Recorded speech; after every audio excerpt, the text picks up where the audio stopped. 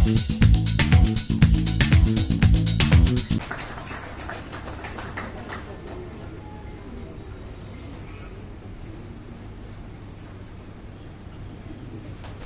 समय हम मौजूद हैं ओखला के अंदर, जहां दलित मुस्लिम यूनिटी को लेकर के एक प्रोग्राम जो है मान्यवर काशीराम जी के परिनिर्वाण दिवस पर आयोजित किया जा रहा है। हमारे साथ मौजूद हैं डॉक्टर ओपी शुक्ला जी, जो दबे कुचले वंचित समाज, बहुजन समाज या दलित समाज क्या कीजिए, उनके लिए वर्षों से काम करते आ रहे हैं। उनके हकों की लड़ाई लड़ते आ रहे हैं, न केवल सड़कों पर बल्कि वो अदालत तक इस कार्य को अंजाम देते आए। जानते हैं कि डॉक्टर ओपी शुक्ला से कि इतने साल बीत जाने के बावजूद भी देश में दलितों की क्या स्थिति है और अभी तक क्यों दलित पिछड़ा कहला रहा है। जी, क्यों कहला रहा है? आप ये कहना चाहते हैं कि दलित क्यों पिछड़ा कहला रहा है आज तक? प्रश्न ये है कि जिस तरह का नेतृत्व दलित को चाहिए था, हम लोग हर नेता पर विश्वास करते हैं कि उससे हमें राहत मिलेगी, दलित समाज को दिशा मिलेगी, उसका उत्थान होगा, उसके ऊपर जो जुल्म हो रहे हैं उनको किसी तरह से रोका जाएगा। लेकिन उसमें देखते हैं कि हम हर कोई भी जो भी हमने आज तक कोई प्रयास किए, कोई प्रयोग किया, हमने उसमें हम सफल नहीं हो पाए। और आज ये स्थिति हो गई है, कोई दलित नेतृत्व इस तरह का नहीं आया जो सभी वर्गों को, दलित के अलग अलग हिस्सों को एक साथ लेकर एक मंच देता। और यही कारण है अलग अलग समाज दलितों का बट गया है। और यही कारण है कि जो दलित विरोधी ताकतें हैं, जो सांप्रदायिक ताकतें हैं, जो देश को तोड़ने पे लगी हैं, जो मुस्लिम दलित एकता और बहुजन एकता और दूसरे वर्गों का जो आपस की जो भाईचारा उसको तोड़ने पे लग रही है, वो सफल हो रही है। और दलितों का उत्पीड़न बढ़ रहा है। और दलितों का उत्पीड़न पिछले कुछ 10 वर्षों से तो बहुत ज़्यादा बढ़ गया है। और बहुत संकट के दौर में इस वक्त दलित और पसमानदा किस्म के जो समाज है, चाहे वो मुस्लिम है, वो इस दौर में गुजर रहा है। तो अभी ऐसी कोई संभावना दिख नहीं रही कि दलित कोई ताकतवर फोर्स बन के सामने निकल कर आए। बिखरा हुआ है, इकट्ठा नहीं हो पा रहा है, नेतृत्व हमें नहीं मिल पाता है। हम सुबह डॉक्टर अम्बेडकर की जय बोलते हैं, शाम को जय श्री राम बोलते हैं। ये नहीं चलेगा। दलित की सुरक्षा इस तरह से नहीं हो पाएगी। डॉक्टर शुक्ला, जिस तरीके से आपने कहा कि सही नेतृत्व नहीं मिल पा रहा, जबकि समाज की वोट के वर्ग पर किसी भी सदन की बात की जाए, चाहे लोकसभा की हो या तमाम रियासतों, तमाम राज्यों की विधानसभा के बड़े स्तर पर लोग पहुंचते हैं, लेकिन उनकी आवाज़ नहीं उठा पाते। ऐसा क्यों? नहीं, ये तो आपको, इसके लिए तो आपको डॉक्टर अम्बेडकर को देखना होगा, उनको पढ़ना होगा। उन्होंने राजनीतिक आरक्षण का उनका उद्देश्य यही था कि राजनीतिक आरक्षण से हमारी आवाज़ बने। देश की जो सबसे बड़ी पंचायत है पार्लियामेंट, उसमें हमारी आवाज़ बने, हमारे जो नुमाइंदे वहाँ नुमाइंदगी करें वो हमारी आवाज़ बने। लेकिन आज आप देख लें पार्लियामेंट के अंदर कोई ऐसा व्यक्ति नहीं है जो दलितों की आवाज़ बनता है। वो जिस पार्टी में जाता है वो उसी पार्टी के गुणगान करने लगता है। और बदनसीबी से जो वर्तमान में जो सरकार सत्ता में बैठी है, उसके पास जितने दलित नेता हैं उनके पास तो आवाज़ ही नहीं। तो गूंगे, बहरे, लंगड़े, लूले किस्म के ये लोग, हमें पॉलिटिकल जो लीडरशिप हमारी आई है वो उस तरह की है। दलितों की आवाज़ करने वाली आवाज़ है नहीं। हम जिन दलित नेताओं को हमने अपना बनाने की कोई राजनीतिक कारणों से या किसी भी सर्वाइवल के कारणों से, जिंदा रहने के कारण से, वो दूसरे दिन रात को अंधेरे में जाकर वो उन लोगों से, उन ताकतों से हाथ बनाते हैं जो दलित विरोधी हैं।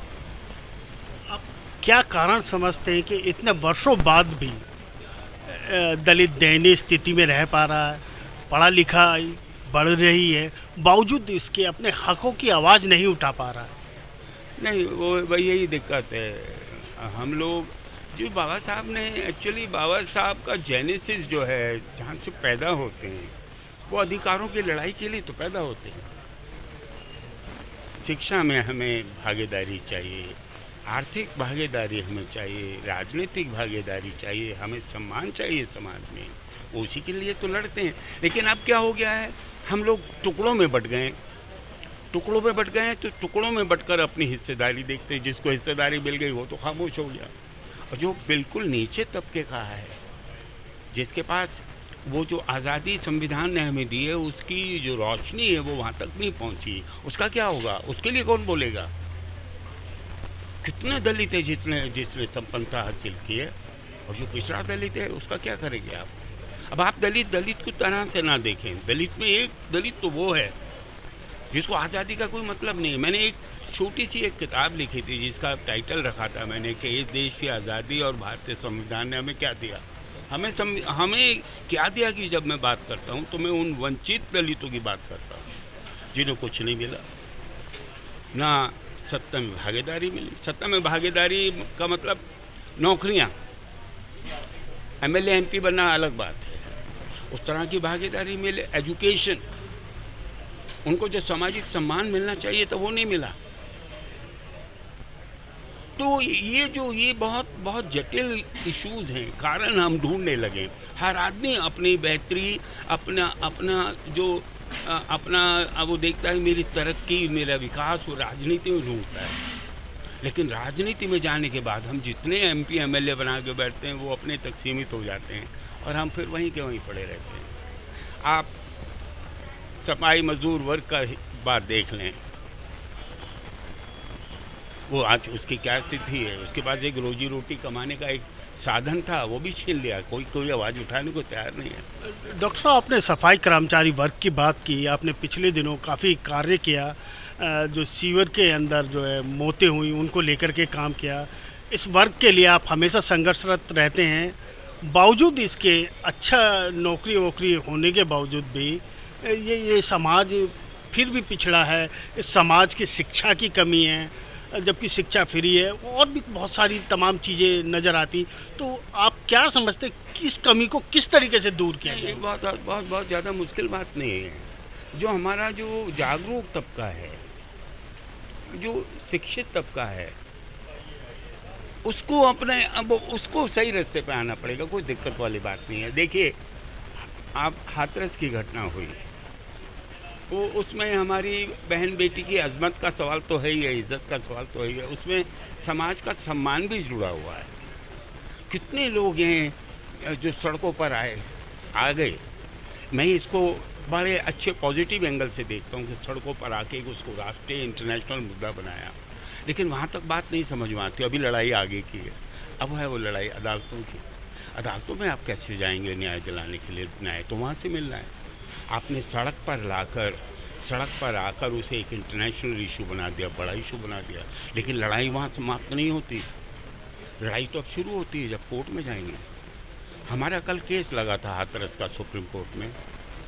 हमारा प्रयास है हम उसे दिल्ली लाएं, लेकिन हमारे जो लॉयर्स थे, जिस वकील ने उस केस में अपीयर होना था, वो किसी और जगह व्यस्त थे, तो इसलिए हमने कल उसकी तारीख ली। हमने डेट कोर्ट से रिक्वेस्ट करके ले ली। अगली तारीख पर हमारा ये प्रयास रहेगा कि उसे दिल्ली लाया जाए। समाज ये है कि ये वाली चीज़ आपको आनी पड़ेगी। आप सड़क पे लड़ाई लड़ रहे हैं तो अब अदालतों में भी आके लड़ना पड़ेगा, न्याय तो वहाँ से मिलेगा। आप जानते हैं, हम आरक्षण में भागीदारी का हिस्से की लड़ाई भी सुप्रीम कोर्ट में लेके गए कि वो सरकारें तो सुनेगी नहीं। सरकारें तो ताकतवर लोगों की बात सुन रही हैं। देखा नहीं, वो 10% रिजर्वेशन दे दिया उन लोगों ने, उन लोगों को दे दिया जो स्वर्ण वर्ग है। अब स्वर्ण वर्ग के लोगों को 10% आरक्षण देने का क्या अर्थ बनता है? वही लोग तो हैं जो दलितों पे जुल्म करते आ रहे थे, और उनको आरक्षण का 10% दे दिया। उनकी बात तो सब कर रहे हैं, लेकिन आरक्षण का लाभ जिसे मिला नहीं पिछले 100 सालों में, उसके बारे में कौन सोचेगा? झाड़ू वाला झाड़ू ही चलाता रहेगा क्या? इसी को आज़ादी कहते हैं। मैं तभी तो कहता हूँ, हमें आज़ादी से क्या मिला? अगर झाड़ू ही हमारे हाथ में रहेगी तो झाड़ू का अर्थ क्या है? उससे तो बेहतर हम अंग्रेजों के वक्त में थे। अंग्रेजों के किचन में जाने की आज़ादी थी, अंग्रेजों के साथ खाने की आज़ादी थी, उनके साथ बैठकर खाने की आज़ादी थी। वो आज़ादी भी ख़त्म हो गई आज हमारी, और झाड़ू फिर हमारे हाथ में। और हर रोज़ हम 200 या 300 रुपये की कीमत पर हम गटर में उतर कर मरते हैं। सवाल को उस पक्ष में दे। आपको अगर सामाजिक न्याय की बात देखनी है तो उस पक्ष में आज दलित कौन है? प्रश्न ये है इस वक्त। कि असली दलित कौन है। दलित के नाम पर लोग मौत ले रहे हैं, लेकिन असली दलित कौन है? ये लड़ाई बड़ी आपका जो इशू था ना कि इतने पढ़े लिखे लोग जिस दिन अपना अपना अपना अपना समझ लेंगे कि हमारी जिम्मेवारी क्या है और आ जाएंगे मंच पर, उतर के आएंगे लड़। कानून के लोग कितने हैं हमारे दिल्ली में, कानून के पढ़ने वाले, लेकिन एक आदमी नहीं आता। हमारे को फिर वही बाबा साहब की बात याद करनी पड़ेगी कि हमको सबसे ज़्यादा नुकसान पहुंचाया पढ़े लिखे लोगों ने। अगर पढ़े लिखे लोग अपनी जिम्मेवारी को समझेंगे, मुझको क्या परेशानी है, मैं भी तो अपने घर पे आराम से बैठकर मौज कर सकता हूँ ना, बट मैं कोर्ट में खड़ा हूँ, कल भी कोर्ट में खड़ा था और अभी भी रहूँगा। मेरी कोशिश है कि किसी तरह से भी हाथरस के मामले को दिल्ली लाया जाएगा, जिसमें हमारे साथ मौजूद है परवेज आलम जी। मैं एक ही बात कहना चाहूँगा, दलित मुस्लिम एक ही रहे, बाकी सब ये पॉलिटिक्स लोगों को भड़काना चाहती है, हर चीज़ बिगाड़ना चाहती है। ये हमारे भाई साहब, हमारे बुजुर्ग हैं। मैं सिर्फ अपने असदुद्दीन ओवैसी साहब की एक ही बात और एक ही आवाज़ उठाना चाहूँगा, जय भीम और जय मीम। जो इसके खिलाफ, हम उसके खिलाफ। तो ये थे भीम और मीम के संगम के दिन, दोनों कम्युनिटी को एक करना चाहते हैं।